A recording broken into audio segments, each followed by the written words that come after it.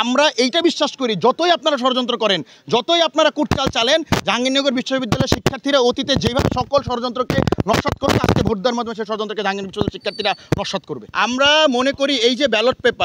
Paper তারা একটা নির্দিষ্ট দলের, এবং এইটা দুইটা জিনিসই, ওএমআর মেশিন এবং আপনার ব্যালট পেপার দুইটা জিনিসই একই সংগঠনের, একই রাজনৈতিক সংগঠনের প্রতিষ্ঠান। যে রাজনৈতিক সংগঠনের ছাত্র সংগঠন আবার ক্যাম্পাসে এক্সিস্ট করে, যে রাজনৈতিক ছাত্র সংগঠন ক্যাম্পাসে ৩৫ বছর পর আত্মপ্রকাশ করেছে, এই সব কিছু মিলে আমরা মনে করি জায়গাটা আমাদের একটা সন্দেহের জায়গা তৈরি হওয়াটা খুবই স্বাভাবিক। সেই ব্যালট পেপার আমরা বলছি জামাতের প্রতিষ্ঠানে, জামাতের ক্যাম্পাসে ছাত্র সংগঠন ইসলামী ছাত্র শিবির, এটা আলাদা করে বলার কোনো কিছু নাই। আমরা বলছি যে সেই ব্যালট পেপার বিশ্ববিদ্যালয় যেখানে অলরেডি বেশি ব্যালট পেপার ছাপিয়েছে, এবং যেটার মাধ্যমে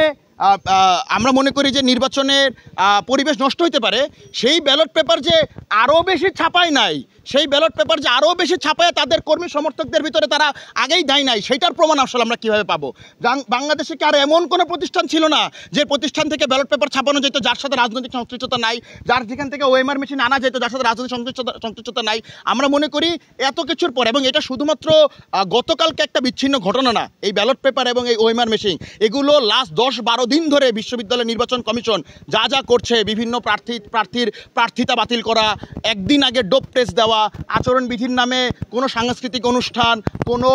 ডিবেট, কোনো সভা সেমিনার না করতে দেওয়া, এই সব কিছুরই ধারাবাহিকতা থেকে আমরা আসলে সন্দেহটা পোষণ করছি যে এইখানে আসলে আরও বড় কী হইতে পারে।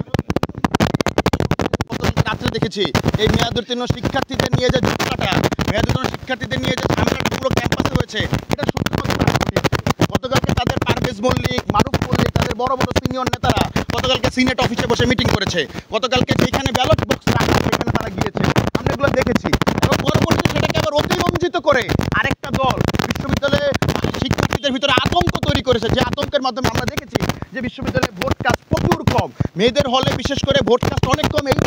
এই বিশ্ববিদ্যালয়ের নির্বাচন কমিশন এবং বিভিন্ন গোষ্ঠী লাস্ট ১০-১২ দিন ধরে আচরণবিধির নামে আতঙ্ক তৈরি করা এবং বিভিন্ন ধরনের কঠোরতা প্রয়োগ করার মাধ্যমে এই প্রেক্ষাপট তারা তৈরি করেছে, যে কারণে আজকে আমরা দেখেছি যে বিভিন্ন হলগুলোতে ভোট কাস্ট কম। আমরা দেখেছি যে